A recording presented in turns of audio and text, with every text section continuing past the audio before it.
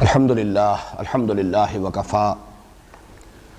والصلاة والسلام علی عباده الذین اصطفیٰ خصوصاً علی افضلہم وخاتم النبیین محمد الامین وعلی آلہ وصحبہ اجمعین اما بعد فقد قال اللہ تبارک وتعالی کما ورد فی سورة الزخرف اعوذ باللہ من الشیطان الرجیم بسم اللہ الرحمن الرحیم حامیم والکتاب المبین انا جعلناہ قرآنا عربیا لعلکم تعقلون وانہ لفی ام الکتاب لدینا لعلی حکیم وقال تبارک وتعالی کما ورد فی سورة الواقعہ فلا اقسم بمواقع النجوم وانه لقسم لو تعلمون عظیم انه لقرآن کریم فی کتاب مکنون لا یمسه الا المطہرون تنزیل من رب العالمین وقال عز وجل کما ورد فی سورة البروج بل هو قرآن مجید فی لوح محفوظ صدق اللہ العظیم رب اشرح لی صدری ویسر لی امری واحلل عقدۃ من لسانی یفقہوا قولی اللہم ربنا الہمنا رشدنا واعذنا من شرور انفسنا اللہم ارنا الحق حقا وارزقنا اتباعہ وارنا الباطل باطلا وارزقنا اجتنابہ اللہم ارحمنا بالقرآن العظیم واجعلہ لنا اماما ونورا وہدا ورحمہ اللہم ذکرنا منہ ما نسینا وعلمنا منہ ما جہلنا وارزقنا تلاوتہ آناء اللیل وآناء النہار واجعلہ لنا حجتا یا رب العالمین آمین۔ تعارف قرآن کے سلسلے میں سب سے پہلی بات یہ کہ ہمارا ایمان یا عام اصطلاح کے مطابق ہمارا عقیدہ قرآن حکیم کے بارے میں کیا ہے۔ تین سادہ ترین جملوں میں قرآن حکیم سے متعلق جو ہمارا عقیدہ ہے اسے بیان کیا جا سکتا ہے۔ نمبر ایک، قرآن اللہ کا کلام ہے۔ نمبر دو، یہ محمد الرسول اللہ صلی اللہ علیہ وسلم پر نازل ہوا۔ اور نمبر تین، یہ ہر اعتبار سے محفوظ ہے اور کل کا کل من و عن موجود ہے۔ اس کی حفاظت کا ذمہ خود اللہ نے لیا ہے۔ یہ تین جملے ہمارے عقائد کی فہرست کے اعتبار سے کفایت کریں گے قرآن حکیم کے بارے میں ہمارے عقیدے پر۔ لیکن انہی تین جملوں کے بارے میں اگر ذرا تفصیل سے گفتگو کی جائے اور اس کے ساتھ ذرا گہرائی میں اتر کر غور کیا جائے تو کچھ علمی حقائق ہیں کہ جو سامنے آتے ہیں، اور میں یہ چاہتا ہوں کہ اس تمہیدی گفتگو میں ان میں سے بعض کی طرف اجمالاً اشارہ ہو جائے۔ سب سے پہلی بات کہ قرآن اللہ کا کلام ہے، یہ خود قرآن حکیم سے ثابت ہے۔ سورہ توبہ کی آیت نمبر 6 میں اللہ تعالیٰ نے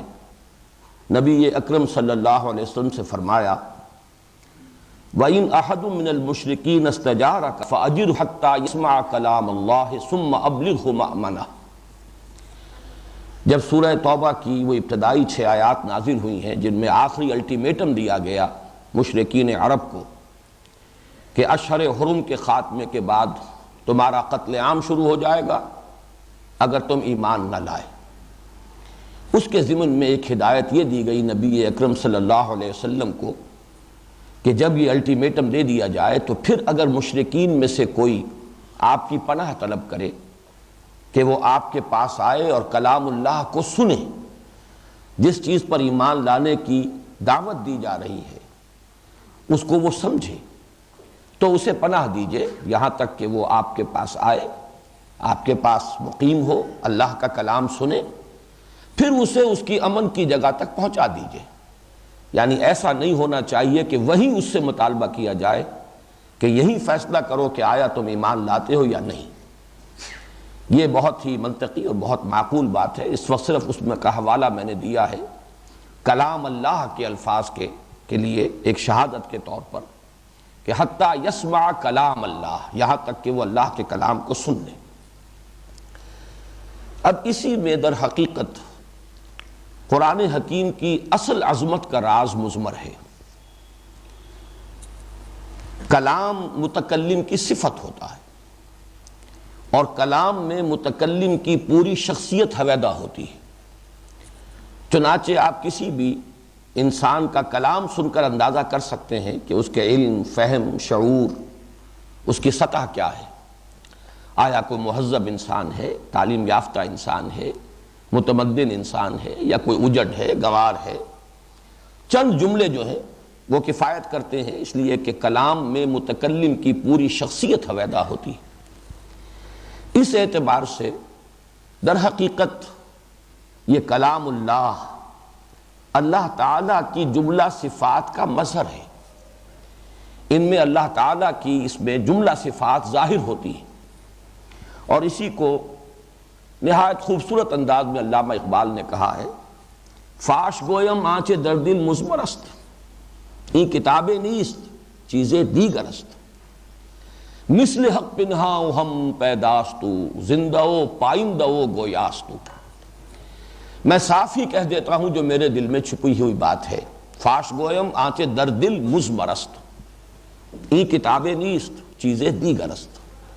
یہ قرآن کتاب نہیں ہے، کچھ اور شے ہے۔ ویسے تو یہ جو مصرع ہے، این کتابیں نیست چیزیں دیگر است،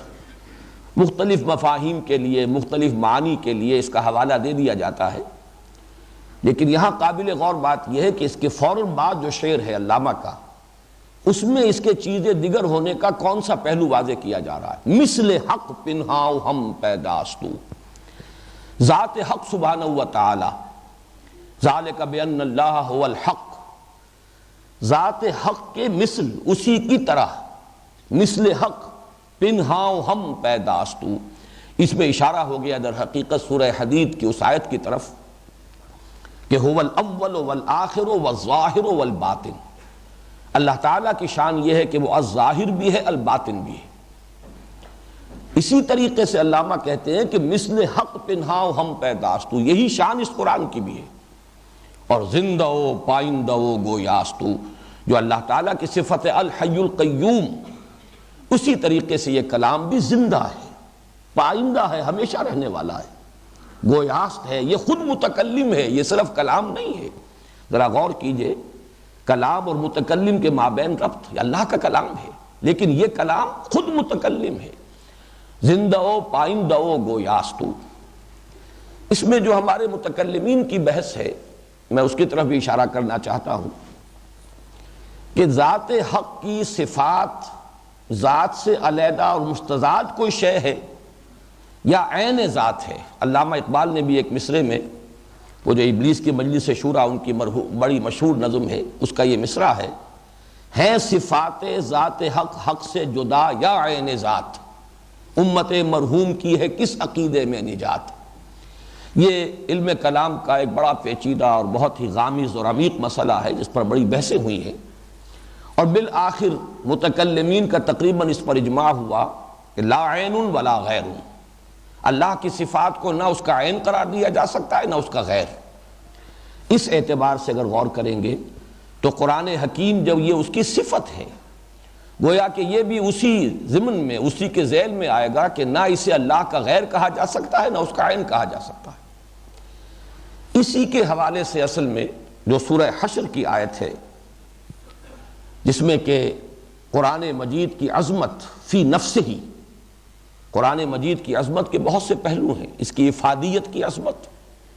لیکن فی نفسہ ہی عظمت، قرآن مجید اپنے مقام پر کتنی عظمت کا حامل ہے، اس کے ضمن میں اہم ترین آیت جو ہے وہ سورہ حشر کے آخری حصے میں نازل ہوئی ہے۔ وَلَوْ أَنزَلْنَا هَذَا الْقُرْآنَ عَلَى جَبَلٍ لَرَأَيْتَهُ خَاشِعًا مُتَصَدِّعًا مِنْ خَشْيَةِ اللَّهِ وَتِلْكَ الْأَمْثَالُ نَضْرِبُهَا لِلنَّاسِ لَعَلَّهُمْ يَتَفَكَّرُونَ۔ اگر ہم اس قرآن کو کسی پہاڑ پر اتار دیتے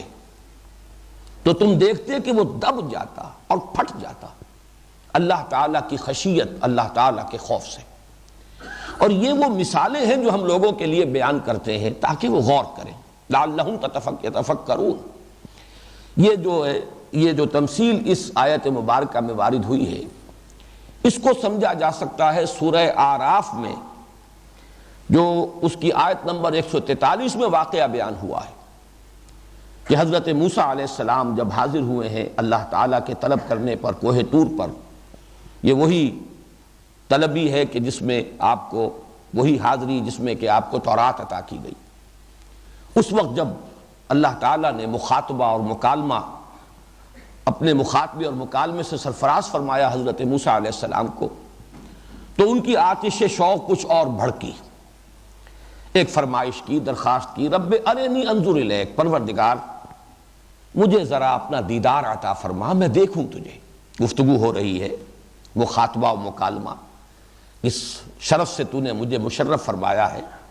ذرا مزید کرم فرما، رب ارنی انظر الیک۔ جواب ملا لن ترانی،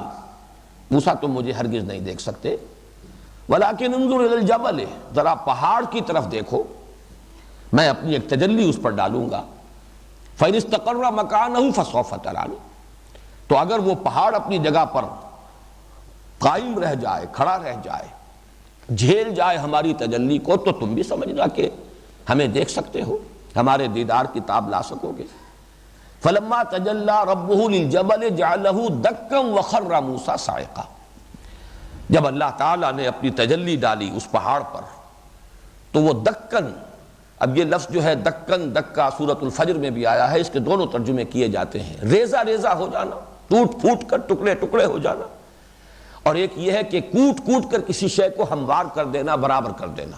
اذا دکت الارض دکن دکا، وہی لفظ یہاں ہے۔ پہاڑ جو ہے اس کے بارے میں فرمایا جعلہ دکا، وہ یا تو ریزہ ریزہ ہو گیا یا دب گیا، ہموار ہو گیا، بیٹھ گیا زمین کے ساتھ۔ اور حضرت موسیٰ علیہ السلام نے اللہ تعالیٰ کی جو یہ تجلی دیکھی، اور یہ بالواسطہ ہے، یہ تجلی براہ راست حضرت موسیٰ علیہ السلام پر نہیں ہے بلکہ پہاڑ پر ہے، اور حضرت موسیٰ اس کا نظارہ کر رہے ہیں بالواسطہ، لیکن خود حضرت موسیٰ علیہ السلام کی کیفیت یہ ہوئی کہ خر موسیٰ صاعقا، حضرت موسیٰ علیہ السلام بے ہوش ہو کر گر گئے۔ یہاں نوٹ کیجئے، اصل میں وہی جو میں ذات اور صفات کی بحث کر رہا ہوں، اس کا ایک عقدہ یہاں حل ہو جاتا ہے کہ اللہ تعالیٰ نے اپنی ذات کی تجلی پہاڑ پر ڈالی، جس کے نتیجے میں وہ پہاڑ دب گیا یا پھٹ گیا، ریزہ ریزہ ہو گیا۔ یہی الفاظ آ رہے ہیں، لو انزلنا ھذا القرآن علی جبل لرأیتہ خاشعا متصدعا من خشیۃ اللہ۔ معلوم ہوا کہ یہ کلام اللہ کی بھی وہی کیفیت ہے، اس کی بھی وہی تاثیر ہے۔ اس کو بھی ایک تمثیل کے پیرائے میں اگر اس کی اصل عظمت کو سمجھنا چاہو تو یوں سمجھ لو کہ جو کیفیت اور جو تاثیر تجلی ذات الہی کی ہے، وہی تجلی جو ہے صفات کی، اس لیے کہ قرآن کلام ہے اور اللہ کی صفت ہے، تو تجلی صفات اور تجلی ذات میں کوئی فرق نہیں۔ اس میں البتہ علامہ اقبال نے ایک جگہ ذرا مبالغہ آرائی سے کام لیا ہے، اور میں یہ چاہتا ہوں کہ وہ شعر بھی چونکہ بہت عام ہے، حضور صلی اللہ علیہ وسلم کی مدح فرماتے ہوئے انہوں نے یہ الفاظ استعمال کیے کہ موسیٰ ز ہوش رفت بیک جلوہ صفات، تو عین ذات می نگری و تبسمی۔ حضرت موسیٰ علیہ السلام سے حضور کا تقابل علامہ کر رہے ہیں کہ وہ تو تجلی صفات، ایک ہی تجلی صفات کی، اس سے بھی وہ بے ہوش ہو گئے اور بے ہوش ہو کر گر گئے، اور اے نبی صلی اللہ علیہ وسلم آپ نے تو عین ذات کا دیدار کیا اور تبسم کی کیفیت میں کیا۔ یہ در حقیقت اس میں دونوں اعتبارات سے مغالطہ ہے۔ وہ تجلی بھی تجلی صفات نہیں تھی بلکہ تجلی ذات تھی، جو حضرت موسیٰ علیہ السلام کے اس فرمائش پر اللہ تعالیٰ نے جو پہاڑ پر اپنی تجلی ڈالی ہے وہ تجلی ذاتی ہے۔ فلما تجلی ربہ للجبل، جب خود پروردگار متجلی ہوا، اللہ تعالیٰ کے لیے یہ لفظ استعمال ہوا ہے۔ اور دوسرے یہ کہ یہ خیال بھی کہ نبی اکرم صلی اللہ علیہ وسلم نے شب معراج میں ذات الہی کا مشاہدہ کیا ہے، یہ بھی مختلف فی ہے ہمارے ہاں۔ ہمارے اسلاف میں یہ رائے بھی ہے کہ اللہ تعالیٰ کو دیکھا ہے، لیکن یہ کہ اکثر و بیشتر رائے یہ ہے کہ نہیں، وہاں بھی آیات، جیسے کہ سورۃ النجم میں آیا ہے لقد رأى من آیات ربہ الکبریٰ، اس میں کوئی شک نہیں کہ وہ آیات جو وہاں حضور نبی اکرم صلی اللہ علیہ وسلم نے دیکھی ہیں اور جن کا مشاہدہ کیا ہے، وہ اللہ تعالیٰ کی عظیم ترین آیات میں سے ہیں۔ ظاہر بات ہے کہ وہاں اس بیری کے درخت پر اذ یغشی السدرۃ ما یغشی ما زاغ البصر وما طغی لقد رأى من آیات ربہ الکبریٰ، اب اس سے زیادہ بڑی آیات اللہ تعالیٰ کی اور اس سے زیادہ بڑی تجلی اللہ کی اور کہاں ہوگی؟ لیکن دونوں اعتبارات سے اس شعر کے اندر مبالغہ ہے۔ البتہ جہاں تک اس آیہ مبارکہ کا تعلق ہے اور اس کے حوالے سے علامہ کا یہ کہنا کہ مثل حق پنہاؤ ہم پیداستو زندو پائندو گویاستو، میں سمجھتا ہوں کہ اس میں قطعاً کوئی مبالغہ نہیں ہے، اور اس آیت مبارکہ کے حوالے سے یہ بات کہی جا سکتی ہے کہ جو علامہ اقبال نے شعر میں کہی ہے، فاش گویم آنچ درد المسمرستی کتابیں نیست چیزیں دیگر است، مثل حق پنہاؤ ہم پیداستو زندو پائندو گویاستو۔ اب ذرا اسی اللہ، اس قرآن کے کلام اللہ ہونے کے اعتبار سے ایک بات پر اور توجہ کر لیجئے۔ تورات میں کتاب استثناء یا سفر استثناء، ڈیوٹرانومی کے نام سے جو اس کا ایک باب ہے یا ایک کتاب ہے، صحف موسیٰ میں سے ایک صحیفہ، اس کے 18ویں باب میں نبی اکرم صلی اللہ علیہ وسلم کے لیے ایک پیشین گوئی جو وارد ہوئی ہے، اس میں الفاظ یہی ہیں کہ میں ان کے بھائیوں میں سے ان کے لیے تیرے مانند ایک نبی برپا کروں گا، اس کے منہ میں اپنا کلام ڈالوں گا اور وہ ان سے وہی کچھ کہے گا جو میں اس سے کہوں گا۔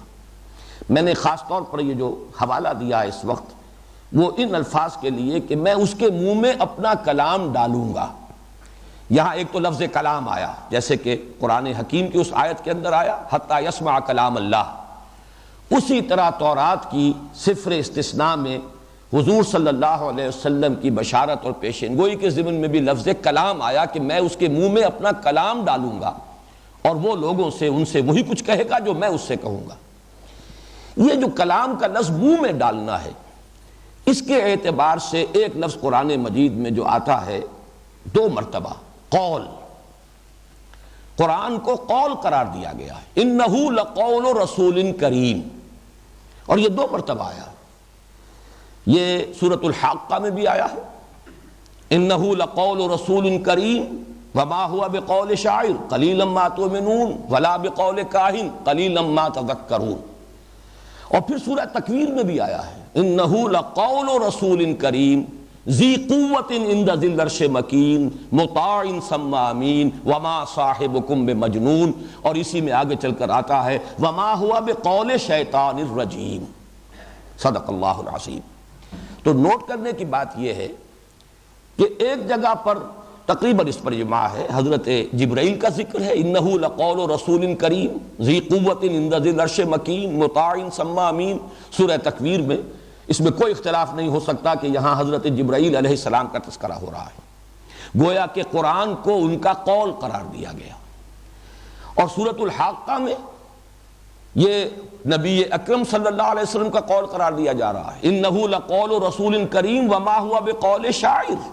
اب ظاہر بات ہے کہ یہاں جن چیزوں کی نفی کی جا رہی ہے یہ کسی شاعر کا قول نہیں ہے،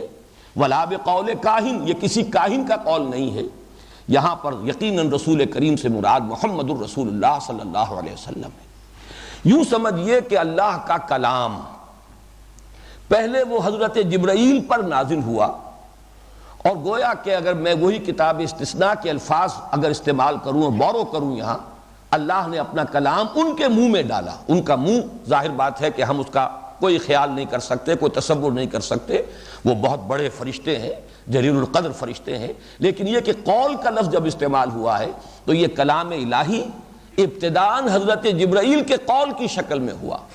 اور پھر حضرت جبرائیل کے ذریعے سے یہ محمد الرسول اللہ صلی اللہ علیہ وسلم کے آپ کے منہ میں ڈالا گیا ہے، اور وہاں سے بھی قول محمد صلی اللہ علیہ وسلم کی حیثیت سے لوگوں کے سامنے آیا، اس لیے کہ آپ ہی کی زبان مبارک سے ادا ہوا ہے، لوگوں نے صرف آپ ہی کی زبان مبارک سے سنا ہے۔ تو یہ قول جو ہے یہ قول شاعر نہیں، یہ قول کاہن نہیں، یہ قول شیطان الرجیم نہیں، بلکہ یہ قول رسول کریم ہے، اور قول رسول کریم اولاً محمد الرسول اللہ صلی اللہ علیہ وسلم لوگوں کے سامنے ان کے قول کی حیثیت سے آ رہا ہے، پھر ثانیاً یہ قول حضرت جبرائیل کا ہے، اس لیے کہ انہوں نے یہ قول جو ہے حضور کو پہنچایا ہے اور اس کو آخری درجے پر پہنچائیں گے، تو یہ در حقیقت اللہ کا کلام ہے، کلام اللہ ہے، جس کے بارے میں تورات میں الفاظ آئے کہ میں اس کے منہ میں اپنا کلام ڈالوں گا۔ تیسری بات اسی کلام ہونے کے اعتبار سے نوٹ کیجئے، کلام اللہ کی صفت ہے اور صفت اللہ کی قدیم ہے۔ پھر یہ کہ اللہ کی ذات کی طرح اس کی صفات بھی ظاہر بات ہے کہ وہ مادیت سے اور جسم اور جسمانیت سے ماورا ہے۔ کلام اللہ جو ہے وہ حرف و صوت و رسم اس سے منزہ ہے، اعلیٰ ہے، عرفہ ہے، مبرہ ہے، ماورا ہے، وراء الورا ہے، یہ جو کلام قدیم ہے۔ لیکن انسانوں کی ہدایت کے لیے، اس لیے کہ اسے اللہ تعالیٰ انسانوں کی ہدایت اور رہنمائی کے لیے نازل فرمانا چاہتا ہے، لہذا اس نے پھر حروف و اصوات کا جامہ پہنا، حروف اور اصوات کی شکل اختیار کی، اور پھر یہ اللہ ہی کے پاس لوح محفوظ میں، یا جسے ام الکتاب کہا گیا ہے یا جسے کتاب مکنون کہا گیا ہے، یہ وہاں درج ہے، اصل میں یہ وہاں لکھا ہوا ہے۔ ہمارے پاس جو کچھ ہے، یہ قرآن مجید، یہ مصحف، یہ اس کی نقل ہے مطابق اصل، جسے آپ کہتے ہیں کہ ایک سرٹیفائیڈ کاپی ہے، یہ ہمارے پاس نقول ہے مصدقہ نصول، لیکن یہ کہ اصل میں اصل کتاب کہاں ہے؟ اسی لیے میں نے وہ آج آیات جو ہیں وہ تلاوت کی تھی، جیسے سورہ بروج میں فرمایا بل ہوا قرآن مجید فی لوح محفوظ، یہ تو قرآن ہے بڑا بزرگ و برتر اور یہ اس لوح محفوظ میں ہے۔ اسی کو فرمایا گیا انہ لقرآن کریم فی کتاب مکنون لا یمسہ الا المطہرون، یہ تو ایک کتاب ہے بڑی کریم، بہت باعزت، اور ایک ایسی کتاب میں جو چھپی ہوئی ہے۔ تمہارے پاس جو مصحف ہے وہ تو اس کی ایک نقل ہے، نقل مطابق اصل، مصدقہ نقل ہے۔ اصل کتاب تو وہ کتاب مکنون ہے، چھپی ہوئی کتاب، لا یمسہ الا المطہرون، اسے تو چھو ہی نہیں سکتے مگر صرف وہ کہ جو بہت ہی پاک کر دیے گئے، مطہر، انتہائی پاک کی ہوئی ہستیاں، یعنی ملائکہ مقربین جو ہیں وہی ہیں۔ فی صحف مکرمۃ مرفوعۃ مطہرۃ بایدی سفرۃ کرام بررہ، در حقیقت یہ کتاب مکنون جو ہے وہ ان کے پاس ہے، وہ تو تمہاری رسائی سے بہت بعید ہے، ماورا ہے۔ ہاں میں پھر وہی الفاظ استعمال کر رہا ہوں، یہ اس کی در حقیقت نقل مطابق اصل ہے کہ جو تمہیں عطا کی گئی ہے۔ یہی بات ہے جو کہی گئی ہے سورہ زخرف میں وَإِنَّهُ لَفِي أُمِّ الْكِتَابِ لَدَيْنَا لَعَلِيٌّ حَكِيمٌ، یہ تو در حقیقت اس اصل کتاب میں، اب کا لفظ کہتے ہیں جڑ کے لیے، اساس کے لیے، بنیاد کے لیے، اس کتاب کی اصل اساس وہ لوح محفوظ میں ہے، کتاب مکنون میں ہے، وہ ہے اس کی اصل جڑ، وہ ہے اس کی اصل بنیاد۔ اسی لیے ماں کے لیے لفظ ہے، اس لیے کہ ظاہر بات ہے کہ اسی کے بطن سے ولادت ہوتی ہے اولاد کی، وہ گویا کہ بمنزلہ اساس ہے۔ تو انہو لفی ام الکتاب، وہ ام الکتاب تو وہاں ہے، لدینا مزید وضاحت کر دی گئی جو ہمارے پاس ہے،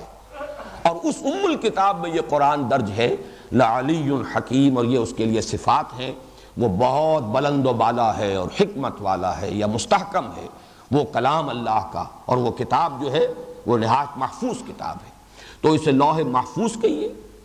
کتاب مکنون کہیے، ام الکتاب کہیے، اصل قرآن وہاں ہے۔ وہ کلام الہی کہ جو اصوات و حروف سے مبرہ منزہ ماورا تھا، اس نے اصوات و حروف کا جامہ پہنا اسی عالم غیب میں، اسی عالم امر میں، اور وہاں جو اس کی اصل شکل ہے وہ ام الکتاب میں ہے، لوح محفوظ میں ہے، کتاب مکنون میں ہے۔ البتہ پھر یہ کہ اس کا تنزیل اس کی ہوئی ہے، اور وہ تنزیل محمد الرسول اللہ صلی اللہ علیہ وسلم پر ہوئی، اس پر ہم بعد میں ابھی غور کریں گے، اور وہ ہے کہ جو ہمارے پاس وہ ایک اس کی نقول مصدقہ مصاحف کی شکل میں موجود ہے۔ ایک بات اور اس میں عرض کرنا چاہتا ہوں، اگرچہ مجھے اندازہ ہو رہا ہے کہ بات ذرا پھیل رہی ہے۔ جب میں نے یہ عرض کیا کہ قرآن اللہ کا کلام ہے، تو اثناء درس میں چونکہ ہم ایک دور تو درس کا مکمل کر چکے ہیں، سورہ شورى میں سے ہم گزرے، اور سورہ شورى میں ایک بڑی عظیم آیت ہے، اللہ تعالیٰ انسان سے کس طرح سے ہم کلام ہوتا ہے، اس کی 3 شکلیں بیان ہوئی۔ وما کان لبشر ان یکلمہ اللہ الا وحیا او من وراء حجاب او یرسل رسولا فیوحی باذنہ ما یشاء. کسی انسان کا یہ مقام نہیں ہے، کسی انسان کے لیے یہ ممکن نہیں ہے. نوٹ کرنے کی بات یہ ہے کہ یہ نہیں فرمایا کہ اللہ کے لیے یہ ممکن نہیں ہے. ما کان لبشر، اللہ تو ہر شے پر قادر ہے، اللہ جو چاہے کر سکتا ہے، اللہ کی قدرت سے کوئی چیز بعید نہیں ہے، لیکن انسان کا مقام یہ نہیں ہے. وما کان لبشر ان یکلمہ اللہ، کسی بشر کا یہ مقام نہیں ہے، کسی بشر کی یہ حیثیت نہیں ہے، کسی بشر کا یہ مرتبہ نہیں ہے کہ اللہ اس سے کلام کرے سوائے تین صورتوں کے. وما کان لبشر ان یکلمہ اللہ الا وحیا، یا تو وحی کے ذریعے سے، او من وراء حجاب، یا پردے کے پیچھے سے، او یرسل رسولا فیوحی باذنہ ما یشاء، یا وہ بھیجتا ہے کسی رسول کو، کسی اپنے پیغامبر کو، کسی اپنے ایلچی کو، یعنی رسول ملک فرشتوں میں سے اپنے پیغامبر کو، پھر وہ وحی کرتا ہے جو بھی اللہ چاہتا ہے. فیوحی باذنہ، اللہ کے حکم سے، اللہ کے اذن سے، ما یشاء، جو اللہ چاہتا ہے. اب یہ تین شکلیں کلام الہی کی ہمارے سامنے آئی ہیں. ان میں دو تو ہوئی جن کے لیے لفظ وحی آ رہا ہے، الا وحیا، اور آخری او یرسل رسولا فیوحی باذنہ ما یشاء. درمیان میں ایک شکل آئی ہے من وراء حجاب. یہ من وراء حجاب چونکہ میں تذکرہ کر چکا ہوں سورہ اعراف میں آیت نمبر 143 میں، بلکہ متعدد مواقع پر حضرت موسیٰ علیہ السلام سے اللہ تعالیٰ نے کلام فرمایا. پہلی مرتبہ جب حاضری ہوئی تھی، جب آگ کی تلاش میں پہنچے تھے کوہ طور پر، وہاں پر مخاطبہ ہوا. یہ مخاطبہ اور مکالمہ الہی جو ہے حضرت موسیٰ کے ساتھ من وراء حجاب، پردے کے پیچھے سے تھا. اسی لیے تو وہ آتش شوق بھڑکی تھی کہ کیا قیامت ہے کہ چلمن سے لگے بیٹھے ہیں، صاف چھپتے بھی نہیں، سامنے آتے بھی نہیں. ظاہر بات ہے جب ہم کلام ہونے کا شرف عطا ہو رہا ہے تو ایک قدم اور ہے بس کہ مجھے دیدار بھی عطا ہو جائے. لیکن یہ من وراء حجاب، اور وہ حجاب قائم رہا. نبی اکرم صلی اللہ علیہ وسلم سے یہی مخاطبہ شب معراج میں ہوا من وراء حجاب. بعض حضرات کی رائے میں عرض کر چکا ہوں کہ ان کا یہ خیال ہے کہ حضور نے دیدار جو ہے حاصل ہوا ہے اللہ کا، ذات الہی کا دیدار. لیکن میری رائے سلف میں سے انہی حضرات کے ساتھ ہے جن میں حضرت عائشہ صدیقہ بڑی اہمیت کی حامل ہے. انہوں نے حضور صلی اللہ علیہ وسلم سے بھی ان چیزوں پر استفسار لازماً کیا ہوگا. جو بات ان کی ہے وہ تو تقریباً ہم یقین کے درجے میں کہہ سکتے ہیں کہ وہ مرفوع ہے محمد الرسول اللہ صلی اللہ علیہ وسلم سے. نور انا یرا، اللہ تو نور ہے، اسے کیسے دیکھا جا سکتا ہے؟ نور تو دوسری چیزوں کو دیکھنے کا ذریعہ بنتا ہے، نور کیسے دیکھا جا سکتا ہے؟ نور انا یرا. بہرحال میری رائے یہی ہے کہ یہ بھی ورائے حجاب گفتگو تھی، وہ ورائے حجاب جو حضرت موسیٰ علیہ السلام کو کوہ طور پر مکالمہ اور مخاطبہ نصیب ہوا، وہی ورائے حجاب محمد الرسول اللہ صلی اللہ علیہ وسلم کو شب معراج میں عند سدرۃ المنتہی اللہ تعالیٰ نے مشرف فرمایا اپنے مخاطبے اور مکالمے سے. البتہ وحی ایک براہ راست ہے اللہ کی وحی، بغیر اس کے کہ فرشتہ درمیان میں ہو. دوسری وحی ہے کہ جو فرشتے کے ذریعے سے ہے. اور قرآن مجید سے زیادہ جس بات کی طرف رہنمائی ملتی ہے وہ یہ ہے کہ قرآن وحی ہے بواسطہ ملک. نزل بہ الروح الامین علی قلبک فإنہ نزلہ علی قلبک. حضرت جبرائیل علیہ السلام اور فرشتے ہی کی وساطت سے یہ وحی ہوئی ہے محمد الرسول اللہ صلی اللہ علیہ وسلم پر. البتہ یہ کہ براہ راست وحی بغیر فرشتے کے وحی، دل میں کسی بات کا اللہ تعالیٰ کی طرف سے ڈال دیا جانا، الہام، جس کو حضور نے ایک اور حدیث میں نفس فی الروع کہا ہے. دل میں کوئی بات آ گئی، جیسے کسی نے پھونک مار دی ہو بغیر اس کے کہ کوئی آواز سننے میں آئی ہو. ایک ہوتا تھا سلسلۃ الجرس کہ حضور کو گھنٹیوں کی سی آواز آتی تھی، اور وہ گھنٹیوں کی سی آواز، لیکن اس کے بعد وہ جو مفہوم ہے وہ محمد الرسول اللہ صلی اللہ علیہ وسلم کے قلب مبارک پر نازل ہو جاتا تھا. بہرحال تیقن کے ساتھ تو میں نہیں کہہ سکتا، لیکن میرا گمان غالب ہے کہ قرآن مجید تیسری قسم کی وحی ہی پر پورا کا پورا قرآن مشتمل ہے. وہ جو وحی ہے براہ راست، وہ القا، وہ در حقیقت وحی خفی ہے. اور اسی کے لیے میں دو الفاظ اب چاہتا ہوں کہ آپ انگریزی کے نوٹ کر لیں. ایک ہے انسپیریشن، انسپائرڈ ہو جاتا ہے کوئی، اندر سے کوئی بات اسے انسپیریشن ملتی ہے. ایک ہے ریویلیشن، اور یہ ریویلیشن جو ہے اس کے ساتھ آپ نے ایک لفظ سنا ہوگا وربل ریویلیشن. انسپیریشن میں ایک مفہوم، ایک خیال، ایک کوئی آپ جو بھی اسے آپ کہیں ایک تصور انسان کے اندر خود بخود آ گیا، اس کے ذہن میں، اس کے قلب میں، یہ انسپیریشن ہے. ریویلیشن ہے کوئی باقاعدہ کسی چیز کا کسی پر ریویل کیا جانا. اور اس میں بھی چونکہ ایک بڑی بحث چلتی ہے عیسائیوں کے ہاں، وہ ریویلیشن کو مانتے ہیں کہ وہ وربل ریویلیشن نہیں تھی بلکہ صرف ایک مفہوم ہے کہ جو انبیاء کے قلوب پر نازل کیا جاتا تھا وہ انہیں اپنے الفاظ میں ادا کرتے تھے. جبکہ ہمارے ہاں مستقل عقیدہ ہے اجماعی کہ یہ اللہ کا کلام ہے جو نازل ہوا ہے محمد الرسول اللہ صلی اللہ علیہ وسلم پر. یہ لفظاً بھی وحی ہے، معناً بھی وحی ہے. لفظاً بھی اللہ کا کلام ہے، معناً بھی اللہ کا کلام ہے. یہ وربل ریولیشن ہے. اس کے ضمن میں وہ ایک دلچسپ واقعہ جو لاہور ہی میں ہوا، کبھی کوئی یہاں ایف سی کالج کے غالباً پرنسپل ہوتے تھے، ان کے ساتھ یہ معاملہ پیش آیا تھا علامہ اقبال کا، کہ کسی دعوت میں جمع تھے اور ان صاحب نے بڑے ایک خاص، میں سمجھتا ہوں سٹل انداز میں علامہ کو ذرا ہلانے کے لیے یہ الفاظ استعمال کیے کہ میں نے سنا ہے کہ آپ بھی وربل ریولیشن کے قائل، آپ جیسا پڑھا لکھا آدمی بھی وربل ریولیشن کا قائل. تو علامہ نے جو جواب دیا اس وقت، واقعہ یہ ہے کہ وہ ان کی ذہانت پر دلالت کرنے والا جواب ہے کہ جی ہاں میں تو بالکل مانتا ہوں وربل ریولیشن کو، اس لیے کہ میرا تو تجربہ ہے. خود مجھ پر جب شعر نازل ہوتے ہیں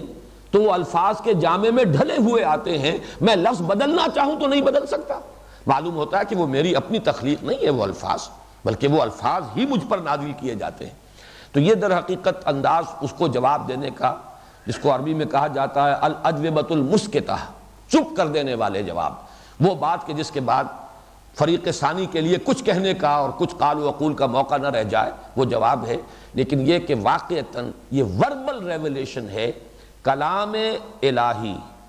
جس نے شکل اختیار کی ہے قول جبرائیل، انہ لقول رسول کریم ذی قوت عند ذی العرش مکین مطاع ثم امین. پھر وہ کلام نازل ہوا ہے حضرت جبرائیل کے ذریعے ایک قول کی شکل میں، اور وہ اب ادا ہوا ہے زبان محمدی سے قول محمد کی شکل میں، انہ لقول رسول کریم وما هو بقول شاعر قلیلا ما تؤمنون ولا بقول کاہن قلیلا ما تذکرون تنزیل من رب العالمین. تو یہ در حقیقت ریولیشن ہے، انسپیریشن نہیں. اور یہ ریولیشن وربل ہے، یہ وحی باللفظ ہے، صرف بالمعنی نہیں. معنی اور مفہوم اور الفاظ یہ سب کے سب اللہ تعالیٰ کی طرف سے ہیں، اور یہ در حقیقت بحیثیت مجموعی اللہ کا کلام ہے. اب آئیے دوسری بات کی طرف. اس کا نزول جو محمد الرسول اللہ صلی اللہ علیہ وسلم پر ہوا، اس کے ضمن میں بھی چند باتیں نوٹ کر لیں. پہلی بحث تو لغوی ہے. یہ لفظ نزل ینزل ثلاثی مجرد میں بھی آتا ہے، اترنا، یہ فعل لازم ہے، خود اترنا. یہ لفظ بھی قرآن مجید کے لیے آیا ہے قرآن میں، وَبِالْحَقِّ أَنزَلْنَاهُ وَبِالْحَقِّ نَزَلَ. حق کے ساتھ ہی ہم نے اس قرآن کو نازل کیا ہے اور حق کے ساتھ یہ نازل ہوا ہے. یہاں فعل لازم آ رہا ہے، نازل ہوا ہے. بِالْحَقِّ أَنزَلْنَاهُ وَبِالْحَقِّ نَزَلَ. جیسے کہ عام طور پر فعل لازم کو متعدد بنانے کے لیے کوئی پریپوزیشن ایڈ کی جاتی ہے، با، اس لیے نزل بے، نزل با، یہ آیا ہے قرآن مجید میں. نزل بہ الروح الامین، نزل بے اس نے اتارا. جیسے جا آیا اور جا بے لایا، کسی شے کو لے کر آیا. آیا کسی شے کے ساتھ، معنی یہ کہ اس شے کو لے کر آیا. نزل اترا، اور نزل بے اس نے اتارا. نزل بہ الروح الامین علی قلبک، اس کو اتارا ہے الروح الامین نے، جبرائیل نے، اے محمد صلی اللہ علیہ وسلم آپ کے قلب مبارک پر. لیکن یہ تو کچھ استثنائی سے استعمالات ہیں کہ جو ثلاثی مجرد سے آئے ہیں. اصل میں دو الفاظ ہیں ثلاثی مزید فی کے، باب افعال سے انزال اور باب تفعیل سے تنزیل. بکثرت یہ دو الفاظ استعمال ہوئے. یہ دونوں فعل جو ہیں یہ متعدی ہیں. انزل ینزل انزالا اتارنا، نزل ینزل تنزیلا اتارنا.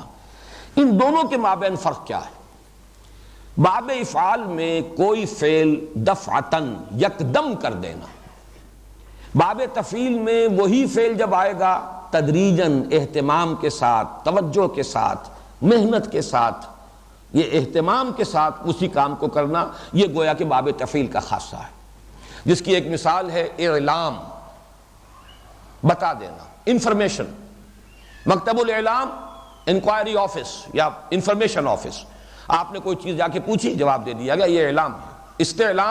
استعلام ہوگا علم حاصل کرنا، اعلام بتا دینا۔ اور تعلیم، اب تعلیم کو ہر شخص جانتا ہے، وہ تو ذہن نشین کرنا، تھوڑا تھوڑا کر کے اتارنا، پہلے ایک بات سمجھا دینا، اگلی بات اس کے بعد درجہ بدرجہ اس کا فہم جو ہے اس کی سطح جو ہے بلند سے بلند تر ہو۔ تو اعلام اور تعلیم، ان دونوں کے درمیان جو فرق ہے اس کے حوالے سے انزال اور تنزیل کے فرق کو بہت ہی نمایاں اور بہت جامعیت کے ساتھ سمجھا جا سکتا ہے۔ اب نوٹ کیجئے، قرآن مجید کے لیے اگرچہ لفظ انزال اور اس سے جو پھر مشتق ہوں گے انزلناہ، انا انزلناہ فی لیلۃ القدر، شہر رمضان الذی انزل فیہ القرآن، لفظ انزال بھی آیا ہے، لیکن بکثرت جو لفظ آیا ہے وہ تنزیل ہے۔ اس کی اصل شان جو ہے وہ تنزیلی شان ہے۔ اس کو تدریجاً، رفتہ رفتہ، تھوڑا تھوڑا، نجمن نازل کیا گیا ہے۔ اس اعتبار سے قرآن مجید کی تنزیل کے لیے جو حضور صلی اللہ علیہ وسلم پر اس کا نزول ہے، اس کے لیے صحیح تر اور زیادہ مستعمل لفظ جو ہے قرآن حکیم میں وہ تنزیل ہے۔ البتہ اس میں یہ نوٹ کیجئے کہ جہاں لیلۃ القدر اور لیلہ مبارکہ کا ذکر ہے، انا انزلناہ فی لیلۃ القدر، انا انزلناہ فی لیلۃ مبارکۃ، یہ دو مقامات پر آیا ہے، ایک رات میں اتارنا، اس میں لفظ انزال آیا۔ اسی طرح ایک مہینہ، شہر رمضان الذی انزل فیہ القرآن، یہاں بھی انزال ہے۔ لیکن یہ کہ حضور صلی اللہ علیہ وسلم پر نزول کے لیے جہاں کہیں انزال بھی آ گیا ہے، اکثر و بیشتر تنزیل آیا ہے۔ اس کی وجہ کیا ہے اور اس کی تعویل کیا ہے؟ اس کی جو تعویل تقریباً مجمع علیہ ہے وہ یہ ہے، پورا قرآن دفعتاً، ایک ہی بار لوح محفوظ سے سمائے دنیا تک نازل کر دیا گیا لیلۃ القدر میں، اسی کو لیلہ مبارکہ کہا گیا ہے۔ اور وہ رمضان مبارک کی ایک چونکہ رات ہے، لہٰذا جب قرآن کے نزول کا ذکر ہوا رمضان مبارک میں، لیلۃ القدر میں، لیلہ مبارکہ میں، تو لفظ انزال آیا۔ پورا کا پورا قرآن لوح محفوظ سے نازل کر دیا گیا سمائے دنیا تک، یہاں سے اب وہ مسلسل نازل ہوتا رہا، تھوڑا تھوڑا، نجمن، چند آیات پھر چند آیات محمد الرسول اللہ صلی اللہ علیہ وسلم پر۔ لہذا حضور پر نزول کے لیے اکثر و بیشتر جو لفظ آتا ہے وہ تنزیل ہے، جس کے لیے بہت اہم جو آیت ہے جو قرآن مجید کی سورہ نساء کی آیت نمبر 135، یا ایھا الذین آمنوا آمنوا باللہ ورسولہ والکتاب الذی نزل علی رسولہ والکتاب الذی انزل من قبل، اے ایمان والو، ایمان لاؤ، جیسے کہ ایمان لانے کا حق ہے اللہ پر اور اس کے رسول پر اور اس کتاب پر بھی جو اس نے نازل فرمائی اپنے رسول پر صلی اللہ علیہ وسلم، اور اس کتاب پر بھی جو اس نے پہلے نازل کی تھی۔ تورات کے بارے میں آپ کو معلوم ہے کہ وہ تو لکھی ہوئی شکل میں، وہ تختیوں پر اس کو جو لکھی ہوئی تھی مکتوب شکل میں حضرت موسیٰ علیہ السلام کو دے دی گئی، وہ چونکہ دفعتاً واحدتاً دے دی گئی، جملتاً واحدہ دے دی گئی، لہذا اس کے لیے لفظ انزال آیا۔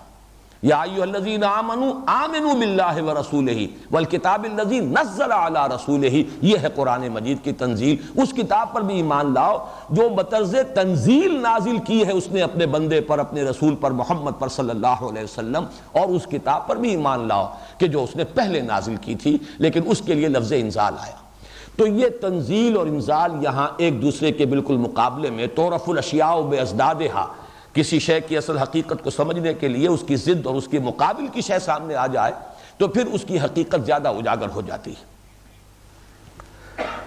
تنزیل کی حکمت کیا ہے؟ یہ تھوڑا تھوڑا کر کے کیوں نازل کیا گیا؟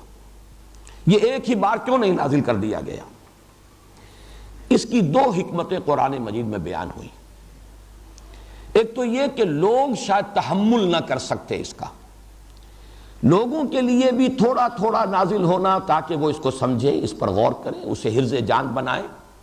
اس کے مطابق ان کے ذہن، ان کے فکر کی سطح بلند ہو۔ اس کو تدریجاً ہی کرنے میں ان کی حکمت اور ان کی مصلحت پیش نظر تھی، چنانچہ یہ حکمت بیان کی گئی ہے سورہ بنی اسرائیل میں آیت نمبر 106 میں وَقُرْآنًا فَرَقْنَاهُ لِتَقْرَأَهُ عَلَى النَّاسِ عَلَى مُكْثٍ وَنَزَّلْنَاهُ تَنزِيلًا، اور یہ قرآن وہ ہے جسے ہم نے ٹکڑے ٹکڑے کیا ہے، فرقناہ، مختلف ٹکڑوں میں تقسیم کر کے نازل کیا ہے تاکہ آپ اسے پڑھ کر سنائیں لوگوں کو تھوڑا تھوڑا، وقفے وقفے سے، تدریجاً۔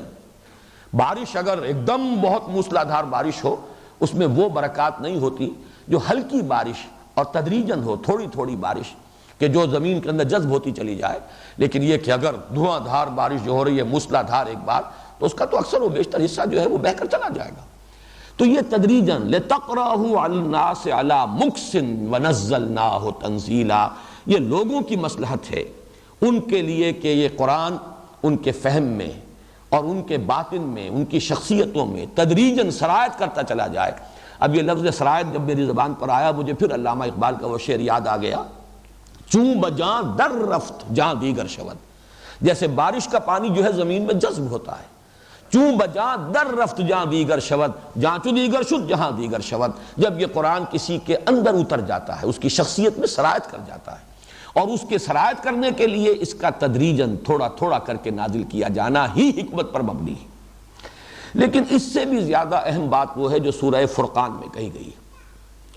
اس لیے کہ وہاں باقاعدہ ایک اعتراض نقل ہوا ہے کفار کا، مشرکین مکہ کا، سرداران قریش کا۔ آیت نمبر 32 میں سورہ فرقان وَقَالَ الَّذِينَ كَفَرُوا لَوْلَا نُزِّلَ عَلَيْهِ الْقُرْآنُ جُمْلَةً وَاحِدَةً كَذَلِكَ لِنُثَبِّتَ بِهِ فُؤَادَكَ وَرَتَّلْنَاهُ تَرْتِيلًا وَلَا يَأْتُونَكَ بِمَثَلٍ إِلَّا جِئْنَاكَ بِالْحَقِّ وَأَحْسَنَ تَفْسِيرًا، آیات 32 اور 33 سورۃ الفرقان۔ اعتراض یہ تھا کیوں نہیں نازل کر دیا گیا ان پر یہ پورا قرآن ایک دم یکبارگی۔ اس اعتراض میں جو وزن تھا ذرا اس کو پہلے سمجھ لیجئے۔ انہوں نے جو بات کہی ہے حقیقت میں الفاظ کچھ اور ہیں، لیکن جو اس سے مراد ہے وہ کیا ہے؟ انہوں نے کہا کہ جیسے ایک شاعر ہمارا دفعتاً پورا دیوان تو فراہم نہیں کر دیتا، پروڈیوس نہیں کرتا، وہ ایک غزل کہتا ہے، قصیدہ کہتا ہے، پھر اور محنت کرتا ہے، پھر کچھ اور طبع آزمائی کرتا ہے، پھر کچھ اور کہتا ہے، تدریجاً اس طریقے سے دیوان بن جاتا۔ اسی طریقے سے محمد کر رہے ہیں صلی اللہ علیہ وسلم۔ اگر یہ اللہ کا کلام ہوتا تو پورا کا پورا ایک دم نازل ہو سکتا تھا۔ یہ تو در حقیقت انسان کی شان ہے یا انسان کی کیفیت ہے کہ وہ پوری کتاب دفعتاً واحدتاً تو وہ پروڈیوس نہیں کر سکتا۔ پورا دیوان کوئی شاعر جو ہے وہ ایک دن کے اندر تو اس نے نہیں کہا ہے، بلکہ اسے وقت لگتا ہے، تدریجاً وہ کہتا ہے، محنت کرتا ہے، کچھ تکلف بھی کرتا ہے، کچھ آورد کرتا ہے، کبھی آمد بھی ہو جاتی ہے، لیکن یہ کہ تدریجاً وہ کلام جو ہے پھر مدون ہوتا ہے دیوان کی شکل میں۔ تو یہ تو اسی طرح کی چیز ہے، لولا نزل علیہ القرآن جملۃ واحدہ، کیوں نہیں یکدم نازل ہو گیا؟ اب اس کا جواب دیا کذالک لنثبت بہ فؤادک، یہ ہم نے اس لیے کیا ہے نبی صلی اللہ علیہ وسلم کہ ہم اس کے ذریعے سے آپ کے دل کو تثبیت، جماؤ عطا کریں، یعنی وہ بات کہ جو عام انسانوں کی مصلحت میں ہے وہ خود محمد الرسول اللہ صلی اللہ علیہ وسلم کے لیے بھی مصلحت پر مبنی ہے کہ آپ کے لیے بھی شاید قرآن مجید یک بارگی اس کا تحمل کرنا مشکل ہو جاتا۔ لو انزلنا هذا القرآن على جبل لرأيته خاشعا متصدعا من خشیۃ اللہ، اور نوٹ کیجئے وہاں لفظ انزال آیا ہے، لو انزلنا هذا القرآن على جبل، اگر ہم اس پورے کے پورے قرآن کو دفعتاً پہاڑ پر نازل کر دیتے تم دیکھتے کہ وہ پھٹ جاتا، دب جاتا، خاشعا متصدعا من خشیۃ اللہ۔ معلوم یہ ہوا کہ قلب محمدی صلی اللہ علیہ وسلم آپ کے دل کو تثبیت، جماؤ، ٹھہراؤ عطا کرنے کے لیے ورتلناہ ترتیلا، رتل کہتے ہیں چھوٹے پیمانے کو، چھوٹے چھوٹے ٹکڑے کرنا، ہم نے اس کو جیسے اتارا ہے بدرز ترتیل، تھوڑا تھوڑا کر کے اتارا ہے۔ اور فرمایا وَلَا يَأْتُونَكَ بِمَثَلٍ إِلَّا جِئْنَاكَ بِالْحَقِّ وَأَحْسَنَ تَفْسِيرًا، اس کے دونوں مفہوم ہو سکتے ہیں، اے نبی جو اعتراض بھی یہ کریں گے ہم اس کا بہترین جواب آپ کو عطا کر دیں گے، لیکن دوسرا مفہوم یہ بھی ہے کہ یہ ایک مسلسل کشاکش ہے جو آپ کے اور یہ مشرکین عرب کے درمیان چل رہی ہے۔ آج وہ ایک بات کہتے ہیں اسی وقت اسے اس کا جواب دیا جائے، تو یہ در حقیقت موضوع ہے آپ کی اس جد و جہد کے لیے۔ اگر یہ سارا کا سارا کلام الہی ایک ہی مرتبہ نازل ہو جاتا تو یہ حالات کے ساتھ اس کی مطابقت اور ان کی طرف سے پیش ہونے والے اعتراضات کا بروقت جواب دینا، اس میں جو اپنی جگہ پر موزونیت ہے اور اس میں اپنی جو تاثیر ہے،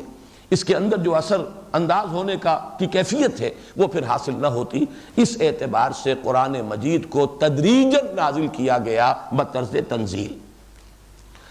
حضور پر قرآن کے نزول کے ضمن میں اب دو چھوٹی چھوٹی چیزیں اور نوٹ کر لیجئے، یہ صرف معلومات کے ضمن کی باتیں ہیں۔ زمانہ نزول اس کا کیا ہے، اپنے ذہن میں اس کو جما لیجئے۔ ہم جس حساب سے بات کرنے کے عادی ہیں، سن عیسوی جو ہے اسی کے حساب سے ہمارا پورا ذہن کا صغرا کبرا بنا ہوا ہے، اس کے اعتبار سے نوٹ کر لیجئے کہ 610 عیسوی سے 632 عیسوی تک یہ 22 برس ہیں۔ شمسی سال چونکہ بڑا ہوتا ہے 9 دن، اس اعتبار سے وہ 23 نہیں 23 قمری بنیں گے، اور قمری بنیں گے یا تو 40 عام الفیل سے شروع کریں گے، یا یہ کہ قبل ہجرت 12 قبل ہجرت اور 11 ہجری تک وہ 23 سال بن جائیں گے۔ 23 سال قمری ہیں جن کے دوران یہ قرآن نازل ہوا بطرز تنزیل تھوڑا تھوڑا کر کے۔ شمسی حساب سے یہ 22 برس ہیں۔ 610 عیسوی سے لے کر 632 عیسوی تک ان 22 سالوں کے دوران قرآن نازل ہوا۔ ایک رائے ذرا کمزور سی یہ بھی ہے کہ اس کا نزول کا زمانہ 23 برس نہیں ہے بلکہ 20 برس ہے، اس لیے کہ ابتدا میں حضور صلی اللہ علیہ وسلم کے ساتھ 3 برس تک حضرت اسرافیل رہے ہیں، یہ بعض روایات میں تفصیلات موجود ہیں، اور کوئی تعلیم ہے حضور کی صلی اللہ علیہ وسلم جو ہم نہیں سمجھ سکتے کہ وہ کیا تعلیم تھی، فرشتے نے تعلیم دی ہے، اور 3 برس تک یہ تعلیم ہوتی رہی ہے، پھر اس کے بعد قرآن مجید کا نزول شروع ہوا ہے۔ لیکن اس قول کا ضعف اس بات سے خود بخود ظاہر ہے کہ یہ 3 برس کی تعلیم کا بھی جو روایت آتی ہے وہ بھی سورہ اقرا جو ہے سورۃ العلق کی 5 آیات کے بعد ہے۔ اقرا بسم ربک الذی خلق، خلق الانسان من علق، اقرا وربک الاکرم الذی علم بالقلم، علم الانسان ما لم یعلم۔ تو روایت یہ کہتی ہے کہ ان آیات کے نزول کے بعد 3 برس تک ایک وقفہ رہا قرآن مجید کے نزول میں، اور حضور صلی اللہ علیہ وسلم کے ساتھ مستقل طور پر حضرت اسرافیل رہے اور انہوں نے حضور کو تعلیم دی۔ ہو سکتا ہے علمہ شدید القوا اس میں مراد جو ہے حضرت اسرافیل ہوں، اگرچہ عام طور پر اس آیت میں مراد لیے جاتے ہیں حضرت جبرائیل علیہ السلام۔ علمہ شدید القوا ذو مرۃ فاستوى وهو بالافق الاعلى ثم دنا فتدلى فكان قاب قوسين او ادنى فاوحى الى عبده ما اوحى۔ بہرحال یہ قول ضعیف اس اعتبار سے ہو گیا کہ اس میں خود یہ شہادت موجود ہے کہ پہلے سورہ علق کی 5 آیتیں نازل ہوئیں، پھر 3 سال کا وقفہ ہے۔ تو جو ہے کہ قرآن مجید میں چونکہ وہ سورہ اقرا کی 5 آیتیں بھی تو اسی کا حصہ ہے سورہ علق کا، لہذا صحیح قول یہی ہے کہ زمانہ نزول جو ہے قرآن حکیم کا وہ 23 قمری اور 22 شمسی سال ہے۔ اب یہ کہ جگہ نزول کی کون سی ہے، اس میں صرف ایک نقطہ نوٹ کر لیجئے، تقریباً پورا کا پورا قرآن حجاز میں نازل ہوا ہے، اس لیے کہ حضور صلی اللہ علیہ وسلم کا کوئی سفر حجاز سے باہر کا نہیں ہے آغاز وحی کے بعد۔ اس سے پہلے آغاز وحی سے قبل آپ نے سفر کیے ہیں، شام کا سفر آپ کرتے تھے، یقیناً یمن بھی آپ جاتے ہی ہوں گے، اس لیے کہ ریلۃ الشتاء والصیف قریش کے یہ 2 سفر ہوتے تھے، ایک وہ گرمیوں کے موسم میں اور وہ جاتے تھے شمال کی طرف، اس لیے کہ وہ فلسطین کا علاقہ جو ہے ذرا نسبتاً ٹھنڈا ہے، اور سردیوں کے موسم میں وہ جاتے تھے جنوب کی طرف یمن کی طرف، اس لیے کہ وہ گرم علاقہ ہے۔ تو لإلاف قریش إلافہم ریلۃ الشتاء والصیف، تو حضور صلی اللہ علیہ وسلم نے بھی تجارتی سفر کیے ہیں۔ بعض روایات میں تو یہاں تک آیا ہے کہ آپ نے اس زمانے میں کوئی بحری سفر بھی کیا ہے، گلف کو کراس کیا ہے۔ اگرچہ یہ بات میں نے سنی تھی ایک لیکچر میں جو ڈاکٹر حمید اللہ صاحب نے دیا تھا حیدرآباد میں، حیدرآباد سندھ میں، لیکن بعد میں اس پر جرح ہوئی ہے کہ یہ بہت ہی کمزور قول ہے اور اس کے لیے کوئی سند موجود نہیں ہے۔ لیکن یہ کہ الخبر جہاں آج آباد ہے شہر، یہاں پر تو ہر سال ایک بہت بڑا تجارتی میلہ لگتا تھا، اور حضور صلی اللہ علیہ وسلم کا وہاں تک آنا تو ثابت ہے۔ لیکن بعض روایات جن میں سے جیسا کہ میں نے عرض کیا ایک کا تذکرہ کیا تھا ڈاکٹر حمید اللہ صاحب نے، وہ یہ ہے کہ آپ نے ایک مرتبہ گلف کو کراس کیا ہے اور مکران کے ساحل پر کسی جگہ پر بھی آپ آئے، واللہ عالم۔ لیکن یہ کہ جیسا کہ میں نے عرض کیا اس کی کوئی سند جو ہے اس کے لیے ثبوت فراہم نہیں ہو سکا۔ بہرحال حضور صلی اللہ علیہ وسلم نے آغاز وحی کے بعد، اب آپ کو معلوم ہے 10 سال تو آپ کے مکے ہی میں ہیں، اس کے بعد آپ نے طائف کا سفر کیا ہے، پھر یہ آس پاس کے جو بھی کچھ عکاس کا میلہ ہے یا کچھ اور جو منڈیاں لگتی تھیں آس پاس کے قبائل، ان میں آپ نے کوئی دعوتی سفر کیے ہیں، پھر آپ نے ہجرت فرمائی ہے، اس کے بعد جو جنگیں ہیں وہ بھی سب حجاز کے علاقے میں ہوئی ہیں۔ صرف ہم کہہ سکتے ہیں کہ غزوہ تبوک جو ہے، لیکن تبوک بھی اصل میں یوں کہا جا سکتا ہے کہ حجاز ہی کا شمالی سرا ہے، اس اعتبار سے حجاز ہی کا علاقہ ہے پورا جس میں کہ قرآن حکیم نازل ہوا۔ ان میں دو آیتیں مستثنیٰ اس اعتبار سے قرار دی جا سکتی ہیں کہ وہ زمین پر نازل نہیں ہوئی بلکہ آسمان پر عطا ہوئی ہیں محمد الرسول اللہ صلی اللہ علیہ وسلم کو۔ یہ صحیح مسلم میں روایت موجود ہے حضرت عبداللہ ابن مسعود رضی اللہ تعالی عنہ سے، اور وہ یہ ہے کہ شب معراج میں اللہ تعالیٰ نے جو 3 تحفے عطا کیے حضور کو امت کے لیے، ایک نماز کی فرضیت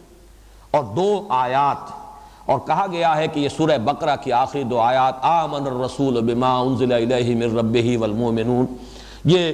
الی آخری سورہ، یہ 2 آیتیں جو ہیں آخری، یہ عرش تلے کے 2 خزانے ہیں جو محمد الرسول اللہ صلی اللہ علیہ وسلم کو شب معراج میں عطا ہوئے۔ گویا کہ یہ 2 آیتیں تو مستثنیٰ ہوئی کہ یہ زمین پر نازل نہیں ہوئے حضور پر، بلکہ حضور کو عطا کی گئی ہیں جبکہ آپ خود سدرۃ المنتہا پر تھے اور خود آپ 7ویں آسمان پر تھے صلی اللہ علیہ وسلم۔ باقی پورا قرآن آسمان سے زمین پر نازل ہوا ہے، اور یوں جغرافیائی اعتبار سے یوں سمجھ لیجئے کہ حجاز کا پورا علاقہ جو ہے وہ نزول قرآن کا، وہ محبت وحی ہے، وہاں حبوط ہوا ہے، نزول ہوا ہے اس وحی کا جو ہمارے پاس قرآن کی شکل میں موجود ہے۔ تیسری شے میں نے عرض کیا تھا کہ قرآن کے بارے میں 3 چیزیں ہیں بنیادی اعتقادی۔ نمبر 1 یہ اللہ کا کلام ہے، نمبر 2 یہ نازل ہوا محمد الرسول اللہ صلی اللہ علیہ وسلم پر، اب تیسری بات یہ محفوظ ہے من و عن، کل کا کل، اس میں نہ کوئی کمی ہوئی ہے نہ بیشی ہوئی ہے، نہ کمی ہو سکتی ہے نہ بیشی ہو سکتی ہے، نہ کوئی تحریف ہوئی ہے نہ کوئی تبدیلی ہوئی ہے۔ یہ گویا کہ ہمارے عقیدے کا جزو لا ینفک ہے، اس میں کوئی اشتباہ ہے جو اہل تشیع نے پیدا کیا ہے، لیکن ان کی بات بھی میں کچھ یقین کے ساتھ اس لیے نہیں کہہ سکتا کہ کہہ دے کو تو ان کا قول بھی یہی سامنے آتا ہے کہ ہم اس قرآن کو مانتے ہیں، محفوظ مانتے ہیں،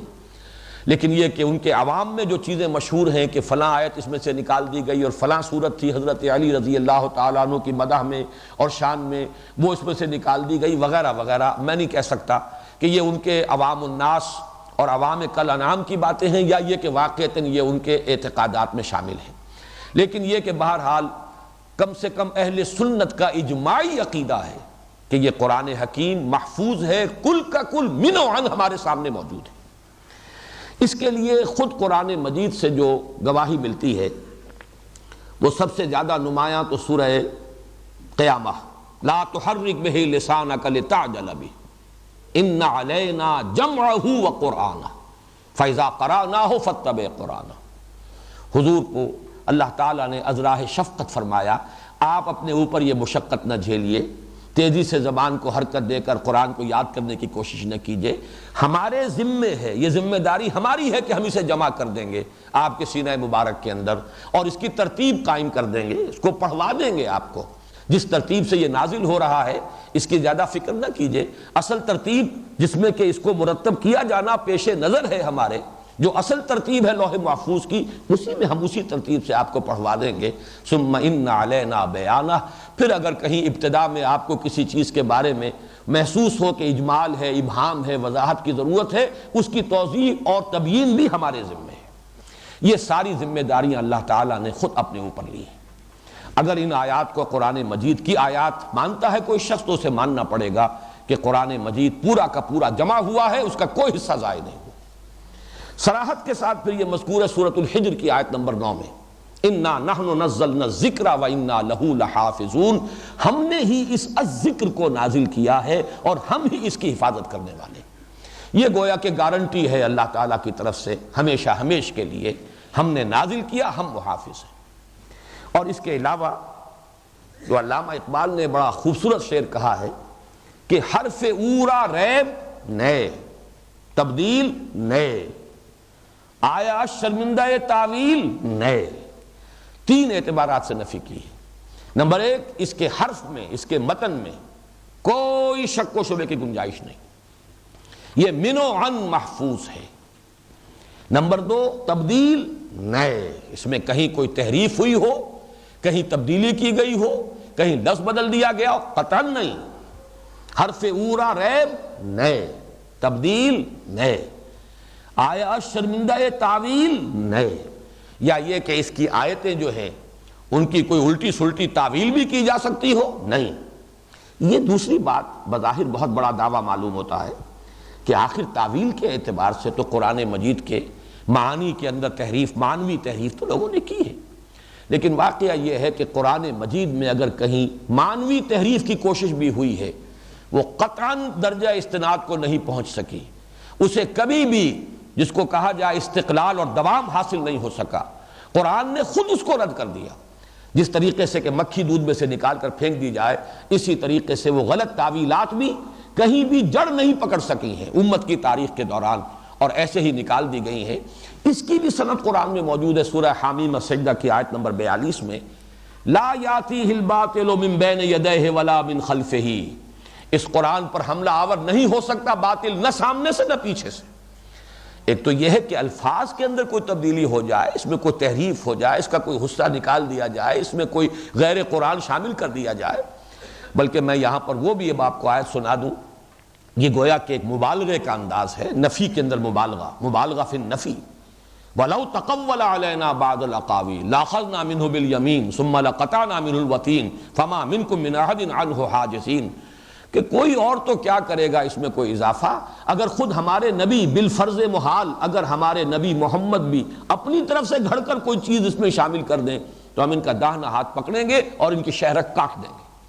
اور تم میں سے کوئی نہیں ہوگا کوئی بڑے سے بڑا ان کا محافظ اور حامی اور مددگار جو انہیں بچا سکے ہماری پکڑ سے۔ تو یہ تو محمد الرسول اللہ صلی اللہ علیہ وسلم کے لیے بھی یہاں اس شدت کے ساتھ نفی کر دی گئی، بلکہ جب کہا جاتا تھا کہ اس کو او بدل ہو، یہ مطالبہ کیا جاتا تھا، ایت بقرآن غیر ھذا او بدل ہو، اے نبی یہ قرآن جو ہے بہت ریجڈ ہے، محمد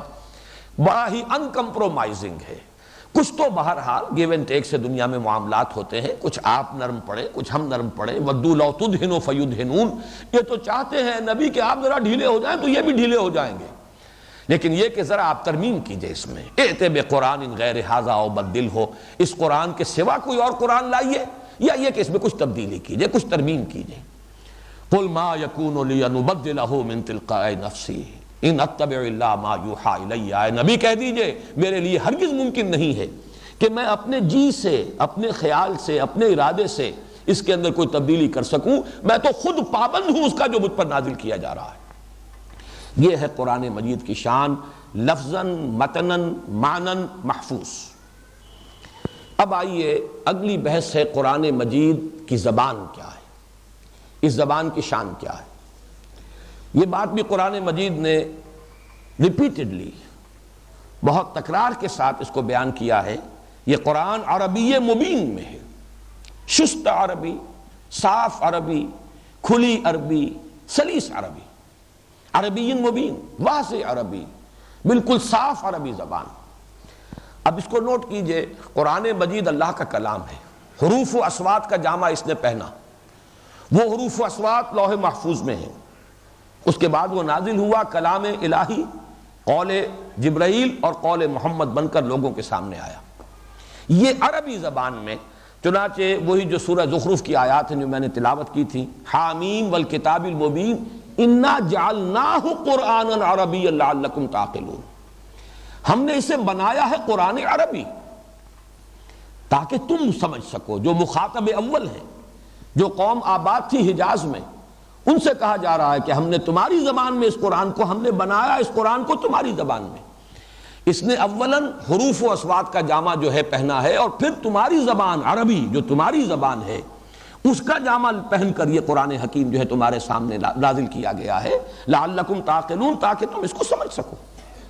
یہی بات کہی گئی سورہ یوسف کے شروع میں، الف لام را تلک آیات الکتاب المبین انا انزلناہ قرآنا عربیا لعلکم تعقلون۔ پھر کہیں فرمایا جاتا ہے عربی مبین، واضح عربی، کھلی عربی۔ کہیں فرمایا جاتا ہے قرآنا عربیا غیر ذی عوج، اس میں کہیں کوئی کجی نہیں، ایچ پیچ نہیں، سلیس زبان، بہت کھلی زبان، واضح زبان۔ الحمدللہ الذی انزل علی عبدہ الکتاب ولم یجعل لہ عوجا، کوئی ایچ پیچ، کوئی پہلیاں بجھوانے کا انداز نہیں، صاف شستہ سلیس عربی۔ یہ عربی کون سی ہے، یہ بات جو ہے ذرا نوٹ کر لیجئے۔ اس لیے کہ عربی زبان ایک ہے، اس کے ڈائلیکٹس، اس کی بولیاں بے شمار ہیں۔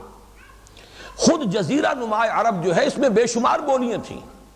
تلفظ مختلف تھے، لہجے مختلف تھے، بعض الفاظ کسی ایک خاص علاقے میں مستعمل تھے، دوسرے علاقے کے لوگ ان الفاظ کو جانتے ہی نہیں تھے۔ آج بھی کہنے کو تو لیبیا کی زبان بھی عربی ہے، اور الجزائر کی زبان بھی عربی ہے، اور موریتانیہ کی زبان بھی عربی ہے، اور حجاز کی زبان بھی عربی ہے، لیکن یہ کہ ایک عربی جو ہے جو ان کے ہاں کہلاتی ہے فصیح عربی، وہ تو ایک ہے، اور وہ در حقیقت اسی لیے ایک ہے کہ قرآن مجید نے اسے دوام عطا کیا ہے۔ یہ قرآن مجید کا احسان ہے عربی زبان پر، اس لیے کہ دنیا میں کوئی زبان ایسی نہیں ہے کہ جو 1400 برس تو بہرحال گزر چکے قرآن مجید کے نزول کو، کہ جو 1400 برس تک اس طریقے سے ایک ہی شان اور ایک ہی کیفیت کے ساتھ باقی رہے۔ آپ اردو زبان کو دیکھیے، 200 برس قبل کی اردو، بلکہ 100 برس قبل کی اردو، دکن کی اردو، وہاں سے آپ اس کی وہ اردو ہمیں آج سمجھ میں بھی نہیں آ سکتی، کتنی تبدیلی اس میں ہوئی ہے۔ اسی طریقے سے فارسی زبان، پرانی فارسی، پھر ایک اور فارسی تھی کہ جو عربوں کی آمد جو ہوئی ہے ایران میں اسلام کے ظہور کے بعد، پھر وہ فارسی کا رنگ بدلا، اب اس کو پھر بدلا گیا ہے، اس میں سے عربی الفاظ نکالے گئے ہیں، اس کو نیشنلائز کیا گیا ہے کہ اس میں سے عربی الفاظ جو ہیں ان کو نکال کر اور لہجے بھی بدل دیے گئے ہیں۔ آج بھی آپ کو معلوم ہے کہ ایک فارسی وہ ہے کہ جو افغانستان میں بولی جاتی ہے، وہ فارسی وہ ہے جو ہماری سمجھ میں آتی ہے، اس لیے کہ جو بھی فارسی یہاں پڑھائی جاتی تھی وہ فارسی تھی۔ آج جو فارسی پڑھائی جا رہی ہے ایران میں وہ بہت مختلف ہے اپنے لہجے میں بھی، اپنے الفاظ کے اعتبار سے بھی، لیکن عربی زبان فصیح زبان ایک ہے، اور یہ زبان اصل میں حجاز کے بدوؤں کی زبان تھی۔ پورا قرآن حکیم حجاز میں نازل ہوا، یہ میں عرض کر چکا ہوں۔ حجاز میں جو بادیہ نشین تھے، اس لیے کہ عربوں کا کہنا یہ تھا کہ خالص زبان بادیہ نشینوں کی ہے، شہر والوں کی نہیں ہے، اس لیے کہ مکہ شہر تھا اور مکے میں لوگ آتے تھے، قافلے آ رہے ہیں، جا رہے ہیں، ٹھہر رہے ہیں، جہاں اس طرح کی آمد و رفت ہو تو زبان خالص نہیں رہتی، غیر زبانوں کے الفاظ وہاں پہ شامل ہو جاتے ہیں اور مستعمل ہو جاتے ہیں، بول چال میں آ جاتے ہیں۔ خاص اس وجہ سے شرفاء جو تھے مکے کے، وہ اپنے بچوں کو جو بھیج دیتے تھے پیدائش کے فوراً بعد، ایک تو یہ کہ وہ جو ان کے ہاں دودھ پلانے کا معاملہ تھا، اور پھر یہ کہ تاکہ ان کی زبان صاف رہے، خالص عربی زبان رہے، وہ ہر ملاوٹ سے پاک رہے، تو قرآن مجید حجاز کے بادیہ نشینوں کی زبان میں نازل ہوا ہے۔ البتہ یہ کہ یہ ثابت ہے، اور اس پر علامہ جلال الدین سیوطی نے تو لمبی لمبی فہرستیں بھی مرتب کرنی ہیں، یہ ثابت ہے کہ کچھ الفاظ جو دوسرے قبائل اور دوسرے علاقوں کی زبانوں کے ہیں وہ بھی قرآن مجید میں آئے ہیں، بلکہ ایک اگرچہ مختلف فی بحث ہے، اس میں اختلاف ہے، لیکن اتفاق تقریباً اسی پر اجماع ہے تقریباً کہ غیر عربی زبان کے الفاظ بھی قرآن مجید میں آئے ہیں جو معرب ہو گئے۔ یہ تمام نام جو ہیں ابراہیم، اسماعیل، اسحاق، یہ الفاظ جو ہیں تو در حقیقت عبرانی زبان کے الفاظ ہیں۔ ایل جو ہے عبرانی زبان میں اللہ کے لیے ہے، اور وہ لفظ جو ہے ایل والا وہ ہمارے ہاں چلا ہے، آیا ہے قرآن مجید کے اندر۔ اسی طریقے سے سجیل، سنگ گل، یہ فارسی کا لفظ ہے، سنگ گل، مٹی کے کنکر، مٹی میں جہاں کہیں صحرا کے اندر بارش ہو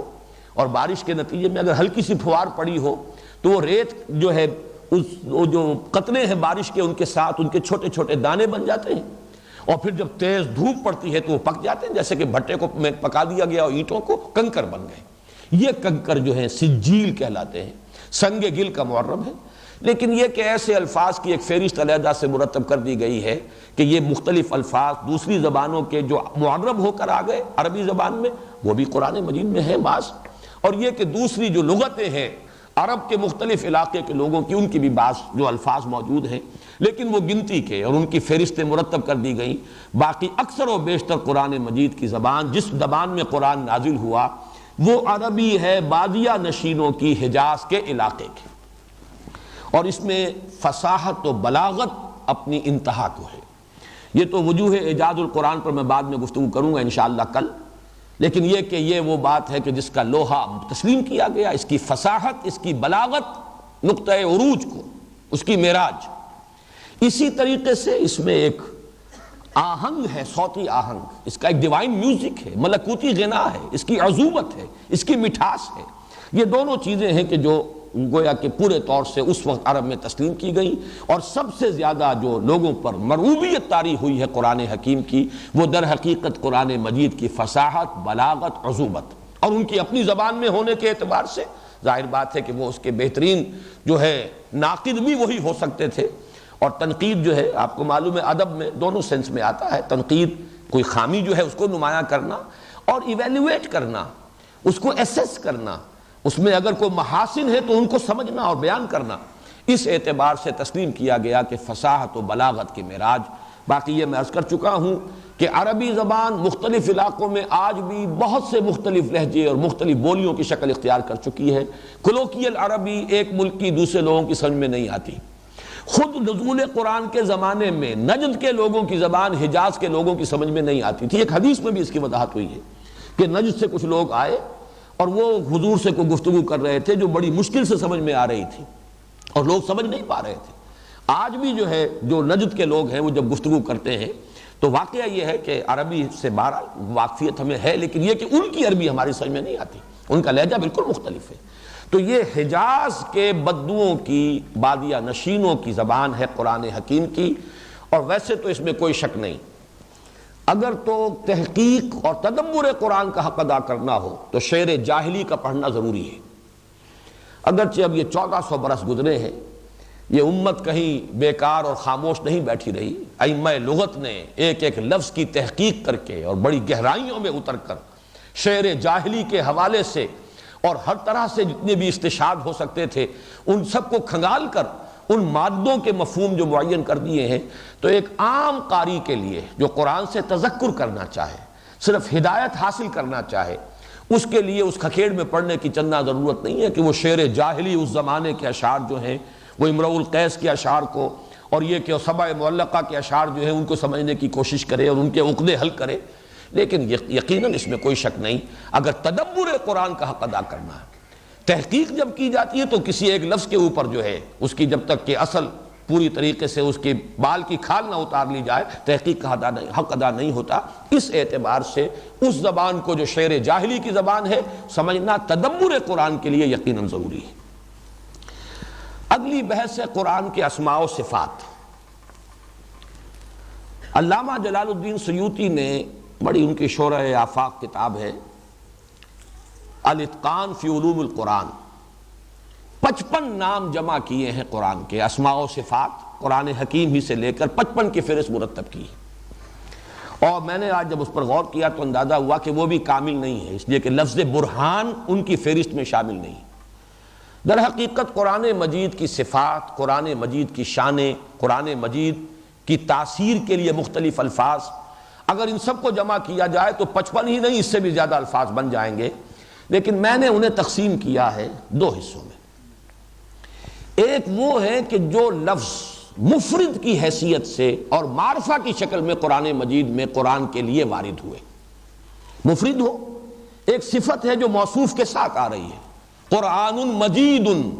اب مجید قرآن کا نام نہیں ہے، یہ در حقیقت صفت ہے، قرآن کی صفت، اور القرآن المجید بھی کہا گیا ہے۔ اس اعتبار سے اگرچہ الف لام کے ساتھ بھی المجید مل جائے گا، لیکن القرآن المجید چونکہ موصوف کے ساتھ مل کر آیا ہے تو اس کو میں صفت قرار دے رہا ہوں۔ جو الفاظ تنہا آئے ہیں قرآن مجید کے لیے بطور نام، بطور اسم،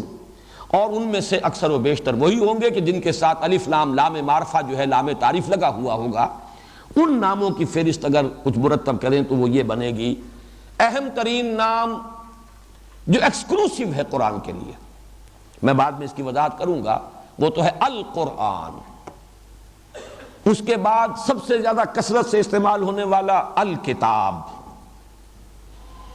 اس کے بعد قرآن کی اصل حقیقت پر روشنی ڈالنے والا اہم ترین نام الذکر۔ قرآن مجید کی افادیت کے لیے سب سے زیادہ جامع نام الہدیٰ۔ قرآن مجید کی نوعیت کہہ لیجئے، اپنی جگہ پر اس کی حیثیت، اس کے اعتبار سے النور۔ قرآن مجید کی ایک شان اور جو ایک لفظ کے طور پر آیا ہے الفرقان، فرق کر دینے والی شے، دودھ کا دودھ، پانی کا پانی جدا کر دینے والی شے۔ پھر الوحی بھی آیا ہے، انذرکم بالوحی، وحی، الوحی۔ اس طریقے سے، اور کلام اللہ، جیسا کہ ابھی میں نے عرض کیا، حتیٰ یسمع کلام اللہ، چونکہ اللہ کے ساتھ ہو کر مضاف ہوا ہے یہاں پر کلام، تو یہ بھی معرفہ بن گیا کلام اللہ، اللہ کا کلام۔ میرے نزدیک جنہیں ہم نام قرار دیں قرآن کے، وہ تو یہی بنتے ہیں فہرست، اگرچہ جیسا کہ میں نے عرض کیا جو لفظ بھی قرآن کے لیے صفت کے طور پر، جو لفظ بھی اس کی کسی شان کو بیان کرنے کے لیے قرآن میں آ گیا ہے، علامہ جلال الدین سیوطی نے اس کو شامل کر لیا، فہرست 55 بنا لی، اور وہ بھی میں نے عرض کیا وہ بھی مکمل نہیں۔ القرآن، الکتاب، الذکر، الہدا، النور، الفرقان، کلام اللہ، الوحی۔ لیکن صفات کے لیے جو الفاظ آئے ہیں، کریم، انہ لقرآن کریم، الحکیم، یاسین والقرآن الحکیم انک لمن المرسلین، العظیم، قرآن حکیم، قرآن العظیم، وَلَقَدْ آتَيْنَاكَ سَبْعًا مِنَ الْمَثَانِي وَالْقُرْآنَ الْعَظِيمِ، المجید، بل هو قرآن مجید، قاف والقرآن المجید،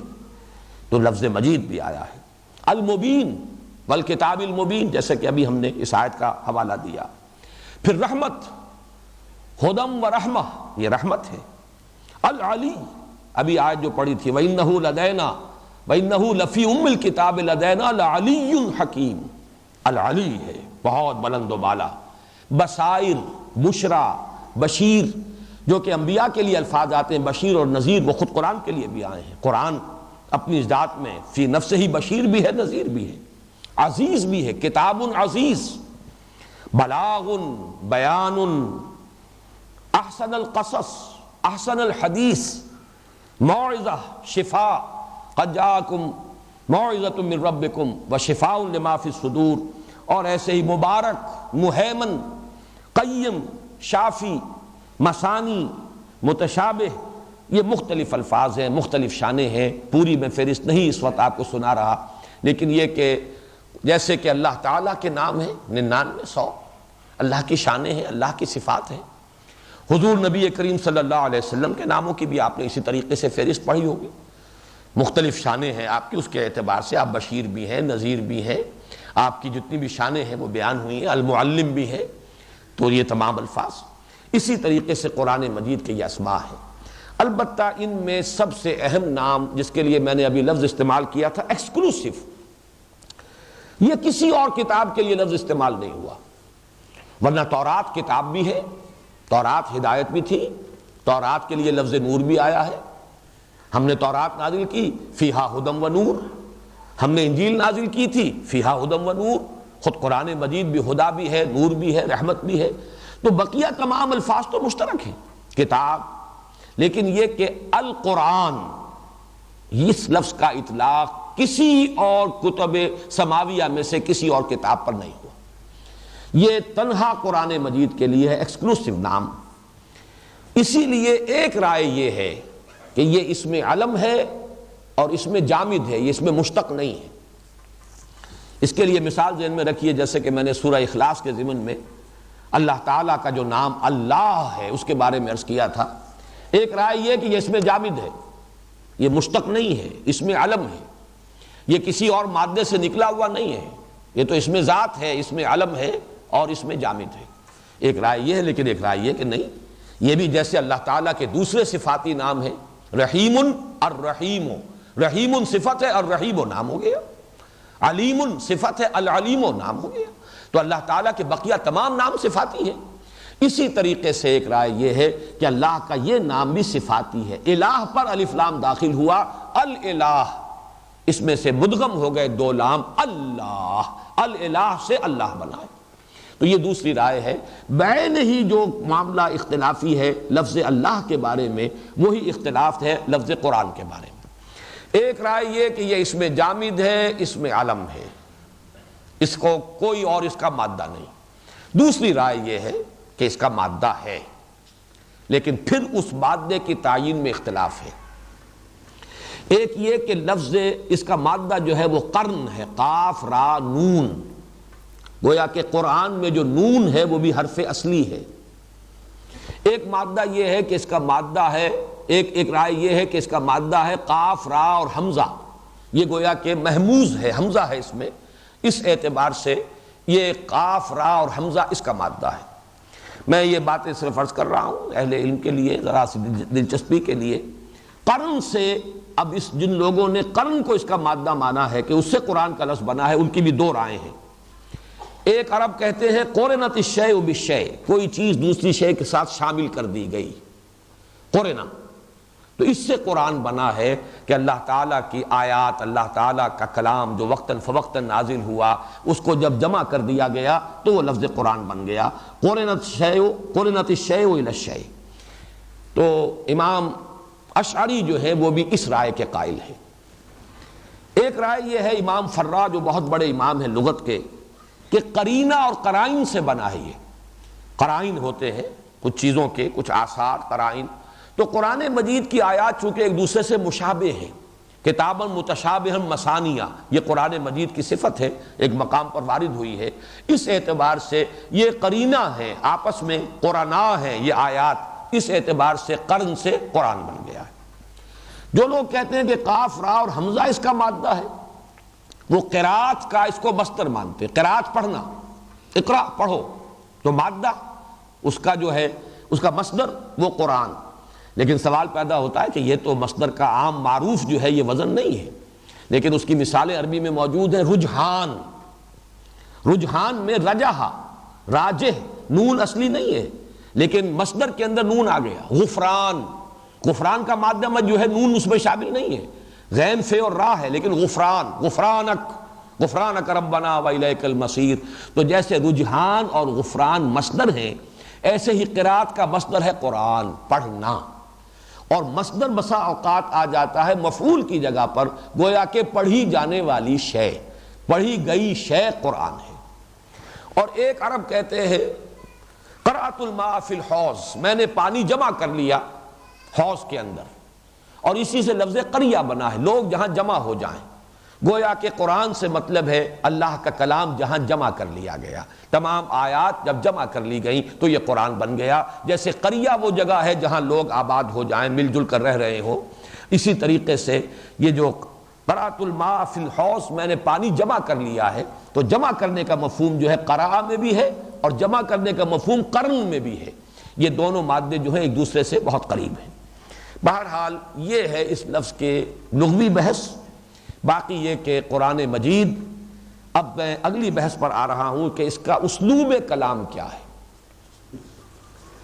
قرآن مجید نے سب سے زیادہ شد و مد کے ساتھ جو نفی کی ہے وہ اس بات کی کہ یہ شعر نہیں ہے۔ وَمَا عَلَّمْنَاهُ الشِّعْرَ وَمَا يَنبَغِي لَهُ، ہم نے اپنے اس رسول کو صلی اللہ علیہ وسلم شعر سکھایا ہی نہیں، نہ یہ ان کی شایان شان ہے۔ شعراء کے بارے میں اس سورہ شعراء میں جو صفات آئی ہیں بالعموم، مستثنیٰ لوگ ہیں وہ شاعر کے جن کے اندر وہ صفات نہ ہوں، ورنہ وہ کمزوریاں جو ہیں وَالشُّعَرَاءُ يَتَّبِعُهُمُ الْغَاوُونَ أَلَمْ تَرَ أَنَّهُمْ فِي كُلِّ وَادٍ يَهِيمُونَ إِنَّهُمْ يَقِولُونَ مَا لَا يَفْعَلُونَ، وہ جو کہتے ہیں وہ کرتے نہیں، جو کرتے ہیں وہ کہتے نہیں، اور ہر وادی میں گھومتے رہتے ہیں، اور عام طور پر وہی لوگ ان کی پیروی کرتے ہیں کہ جو خود غاوی ہوتے ہیں۔ وَالشُّعَرَاءُ يَتَّبِعُهُمُ الْغَاوُونَ، الا آگے استثناء بھی آیا ہے، لیکن جو یوں سمجھئے کہ ایکسیپشنز پروو دی رول، اس اعتبار سے شعر گوئی جو ہے وہ قرآن مجید کے نزدیک کوئی اچھی بات نہیں، اچھی شے نہیں، کوئی ایسی محمود صفت نہیں ہے کہ جو اللہ تعالیٰ اپنے رسول صلی اللہ علیہ وسلم کو عطا فرماتا۔ وَمَا عَلَّمْنَاهُ الشِّعْرَ وَمَا يَنبَغِي لَهُ، بلکہ یہاں تک آتا ہے کہ حضور صلی اللہ علیہ وسلم عام طور پر شعر اگر پڑھتے بھی تھے تو کہیں نہ کوئی غلطی ہو جاتی تھی۔ جیسے ہمارے ہاں بہت سے لوگ ہوتے ہیں، ویسے تو جہاں تک مفہوم کا تعلق ہے ان کے اندر شعور کی سطح جو ہے کافی بلند ہوتی ہے، لیکن شعر کو پڑھتے ہوئے کہیں نہ کہیں آگے پیچھے کوئی سکتہ، کہیں نہ کہیں کوئی گڑبڑ کر دیں گے، اس لیے کہ وہ جو ایک سینس ہے اس کا، اس کی بحر کا اور اس کے وزن کا، وہ انہیں حاصل نہیں ہوتا۔ تو نبی اکرم صلی اللہ علیہ وسلم پر سے بھی اللہ تعالیٰ یہ تہمت ہٹانا چاہتا تھا کہ انہیں شاعر نہ کہا جائے، لہذا وہ آپ کے اندر وصف ہی پیدا نہیں کیا۔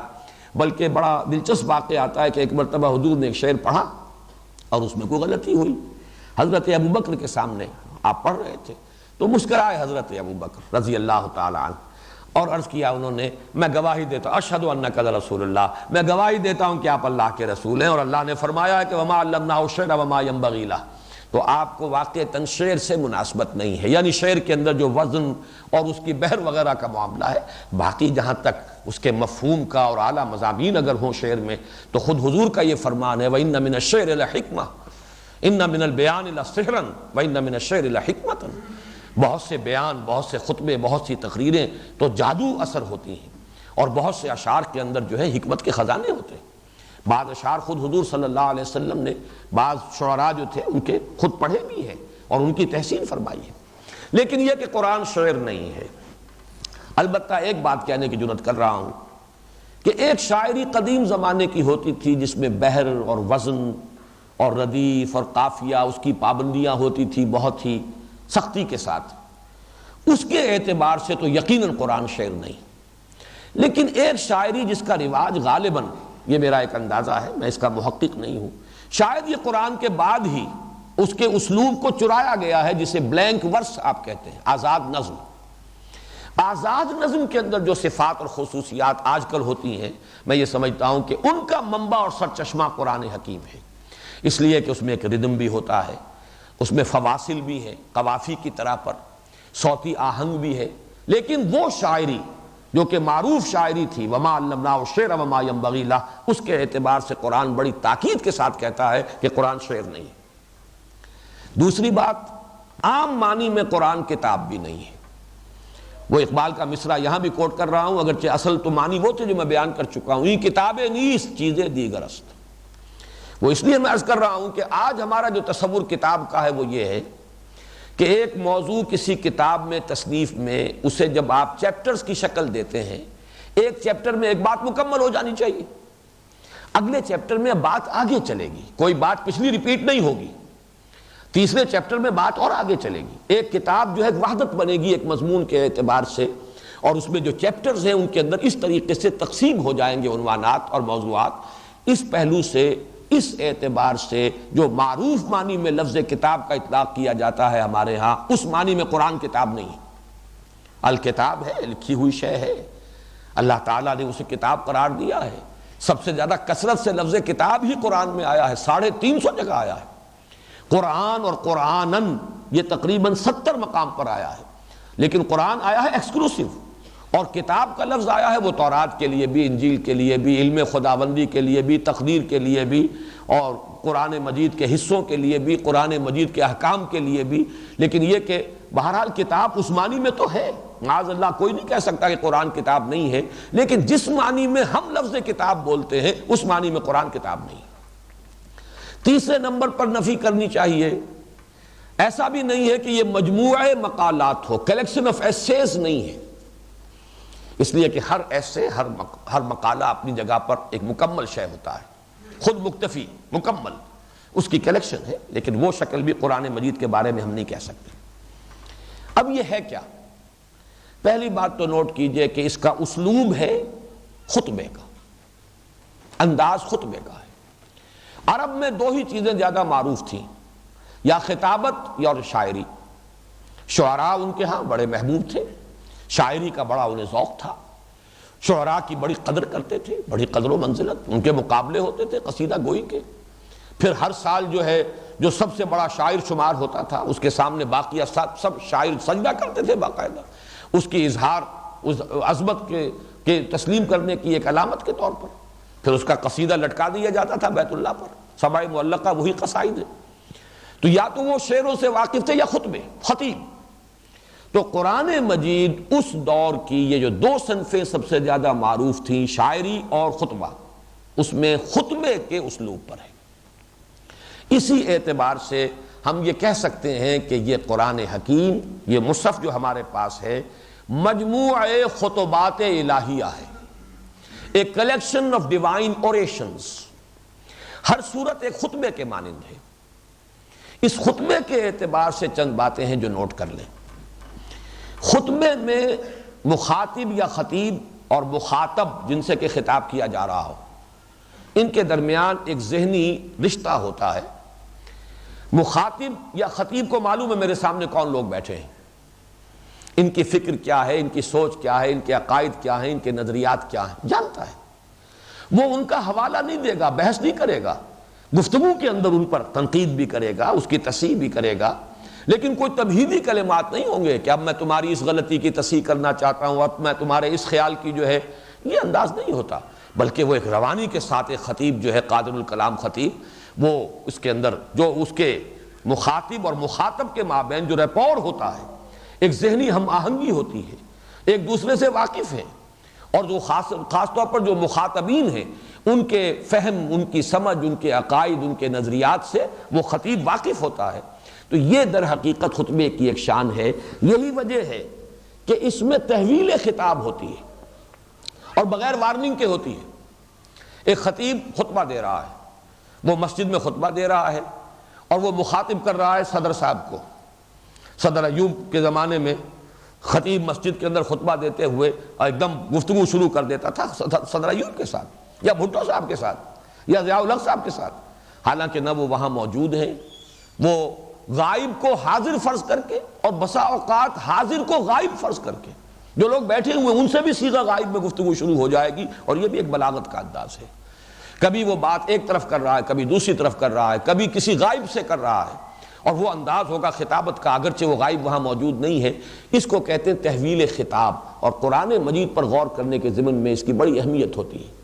خطاب کا رخ معین کرنا، یہ بات کس سے کہی جا رہی ہے، مخاطب کون ہے، اسی کے اعتبار سے اس بات کا اصل مفہوم جو ہے اجاگر ہو کر سامنے آتا ہے۔ ورنہ اگر یہ کہ مخاطب کا تعین نہ ہو تو بہت سے بڑے بڑے مغالطے جو ہے جنم لے سکتے ہیں۔